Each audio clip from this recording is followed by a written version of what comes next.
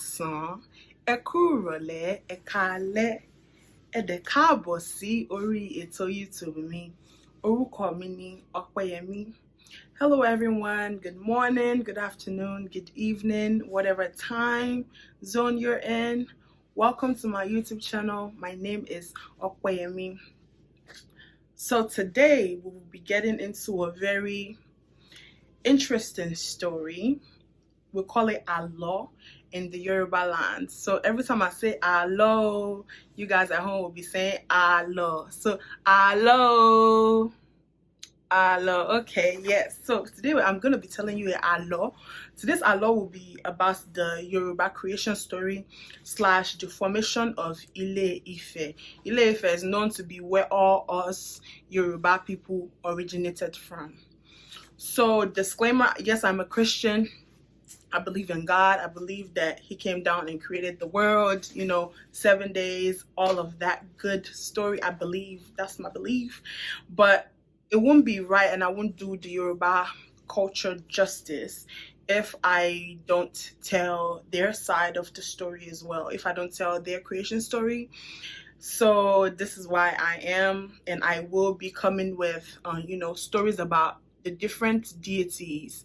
We call them orishas in the Yoruba land. So the different orishas that we used to, and a lot of people actually still worship them in the Yoruba land. So before we go on to this story, please make sure you subscribe, you like, you share this video with your friends. It's very informational and educative. So I hope you enjoy it, and yeah, let's get to it.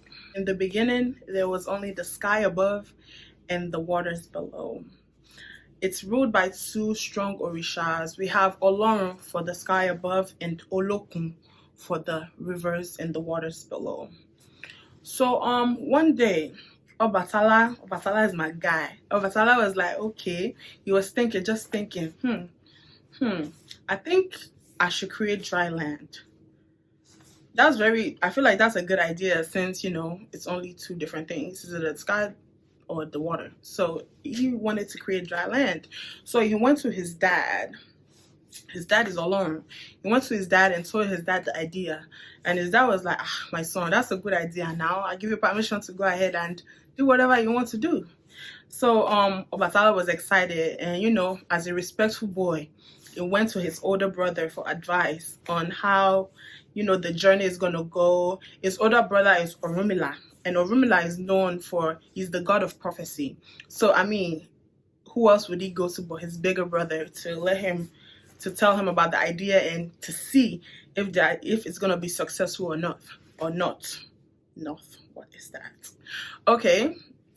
So Orunmila said he needs 5 things. He needs a gold chain. He needed a shell of a snail with sand in it. He needed a black cat, a white hen, and he also needed a palm nut. Okay, so his older brother was like, okay, well, I can supply you with 4 of these things, but the 5th one, which is the gold chain, he was not able to give it to him. So he said he had to go find, Obatala had to find a way to get that. So Obatala went around asking all the other orishas in the sky above. Maybe he asked Oya, Yemoya, that's his wife, I think. Yeah. So he asked all these people, oh, do you have gold? Do you have gold? And everybody contributed the little that they have for him. So he took everything and went to the blacksmith, and the blacksmith made them a long gold chain. So after he collected everything that he needed, all the 5 things that I mentioned earlier, he collected them and put them in a bag, and he was ready for the journey. So my guy got to the edge of the sky and put the chain down, and it was climbing down. And you know how people be nosy. I'm pretty sure all the other orishas were just looking at him go down to the waters below, because they've never done anything like that, and I'm pretty sure they were jealous that they didn't come up with the idea like that. So everybody was doing abosi. They were looking at what he was doing. So when he was going down, and he got to the edge of the chain, and he realized that he didn't have enough chain to get all the way down to the water. So like I said, people were watching. That's how people be watching your moves. Be careful. So Orunmila from up in the sky yelled down and told them to pour down the sand into the water and place the white hen on it. So Obatala did exactly that. He poured the sand down and he placed the hen on the sand. And you know how chickens are, or hens, they start like scratching and, you know, pecking around. And that's exactly what the hen did. Every time it pecked the sand to a place or scratched it someplace, there is instantly dry land there. So that's how it kind of went and went and went and went and went and created dry land everywhere, you know. As the chicken keep going, or I won't say chicken, they said hen. Okay. So as the hen kept going, the hen was just scratching, putting sand everywhere, making dry land. Okay. So finally, my guy was able to drop down. So basically, what I was told is that everywhere there was a little pile of sand was the mountains, and where it was like flat were the valleys.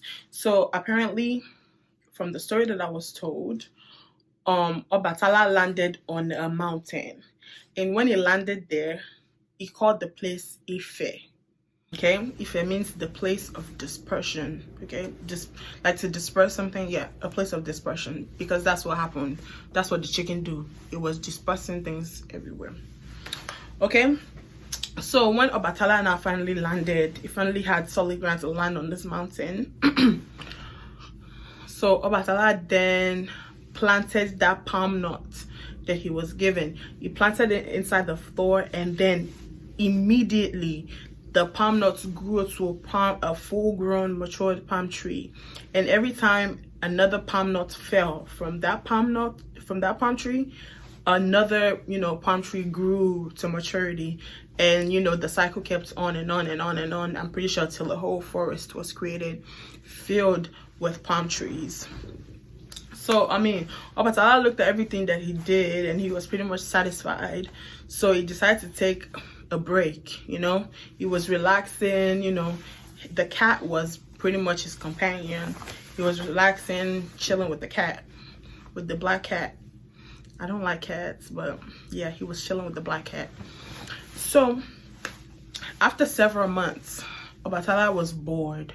He was bored out of his mind. This cat is not satisfying anything. He was just like, okay, coming up with another idea. Obatala was like, okay, let me create humans. Giving me very much Bible story. Okay, let me create humans. So apparently Obatala dug and finally hit clay all the way underneath. So he dug up the clay and started creating, you know, people that look like him.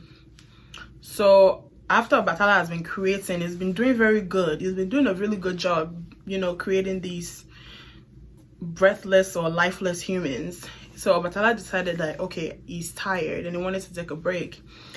My guy was like, for me to chill, as you know, normal Yoruba guy, he was like, well, I need me to cool my temper. I need something to drink. Obatala goes to the palm tree. My guy got some palm wine, you know, was sipping, having a good time, was sipping until my guy got drunk. And then after you get drunk, are you not supposed to just go and sleep somewhere and just relax and just be sober? No, not Obatala. Obatala decided that that's the time, go, that they want to keep, you know, creating all these things that he was creating. So Obatala was creating, he was just messing up. Like, he was creating all types of, like, basically imperfect creatures. Like, some would have, like, no arm, or, like, missing limbs, missing eye, based on the fact that he was drunk. So Obatala was not finally tired and went to sleep. Actually, no, before he went to sleep, he called out to his dad up there in heaven, well, in the sky, and said, oh, Olorun, can you please make these things that I've created lively? Basically, breathe into them. And that's what Olorun did. Olorun just did as his favorite son told him to do. So Obatala was shot tired. After all these living things are going around, he fell asleep. When he woke up, he woke up and realized that, yo, I messed up because now I have all these creatures that doesn't have arms or eyes and missing limbs, all because I was drunk. So from that day, Obatala vowed to never ever drink again. And he actually stuck to that, because even to this day, people that worship Obatala, they don't drink at all. Well, is it that they don't drink or they don't drink palm wine? One of the two. Which I know that they don't drink something. Okay, so they basically still, you know, stuck to that rule till today. And now, this is where the drama started. Remember when I told you that Olokun was the god of the waters below? Apparently, Obatala didn't get any permission from Olokun, so Olokun is pissed off that Obatala would do such a thing and came to his water and came to come invade his privacy. Like, how dare he? So this will not happen.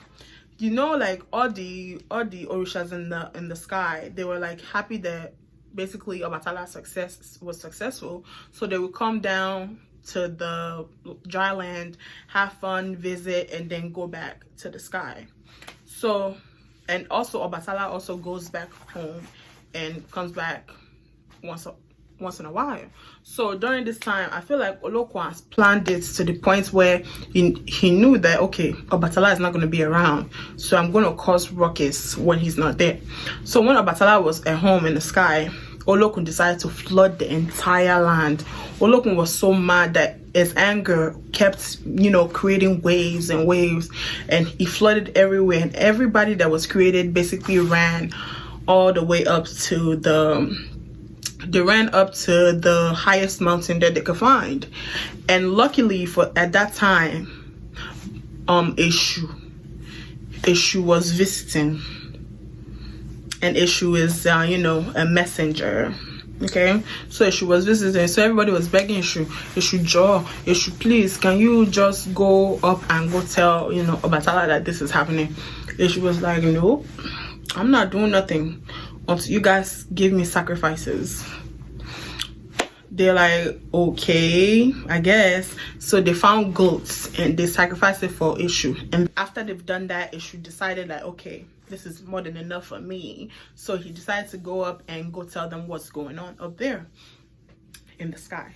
So Orunmila was mad that this person is trying to destroy the handiwork of my brother. So Orunmila came down and basically casted spells and pushed the water all the way back to all the oceans and the rivers that we see today, and basically have the dry land back to how it was, and everybody lived happily ever after. So yeah, that's the story. That's the creation story. That's how it went. So next time I will probably come in and let you guys know about how Oduduwa, who is Oduduwa, how did he become the first king of the Yoruba land, how did everything else come to be. So that's what we'll be discussing, to be continued basically. So please make sure you like this video, comment, subscribe. If you have a different version of this story, let me know about it, because I know it's so many different versions out there. This is just how I learned it, and also based on a lot of my research, this is kind of how everybody kind of heard it as well. So I mean, and I'm pretty sure other places like the Igbos have their own version, the Hausas have their own version. Like, please let me know. I really want to know how everybody else kind of come up with their creation story. As you know, like the Christians have their own, the Muslims have their own. Let us please know in the comment section. Educate us as well. As I'm educating you, I want to get educated as well. So please like this video, comment, share with your friends, subscribe to the channel, and it will be more, you know, fun, exciting stories that I will be coming up with on the channel. So without further ado, this will be my goodbye. Okay, Odabo.